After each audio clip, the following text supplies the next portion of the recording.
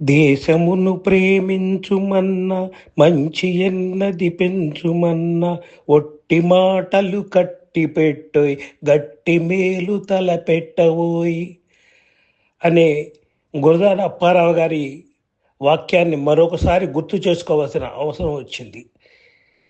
ప్రపంచం అంతా యుద్ధాలతో అల్లకల్లోలంగా ఉంది. ఈ సమయంలో నరేంద్ర మోడీ గారు ఒక పిలుపునిచ్చారు. మనం బంగారాన్ని 1 సంవత్సరం పాటు కొనొద్దని, పెట్రోల్ డీజిల్ పొదుపుగా వాడమని, విదేశాలకు అత్యవసరమైతేనే వెళ్ళమని దేశ ప్రజలందరికీ విన్నవించారు. ఒక్కొక్కళ్ళు ఒక్కొక్క రకంగా మాట్లాడుతూ దీన్ని కొంతమంది వక్రీకరిస్తున్నారు కూడా.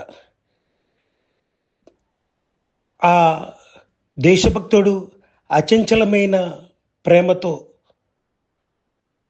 మనందరికీ ఈ పిలుపునిచ్చారు. దాంతోపాటు మనందరినీ కూడా ఆ దేశభక్తిలో భాగస్వాములు కమ్మంటున్నారు.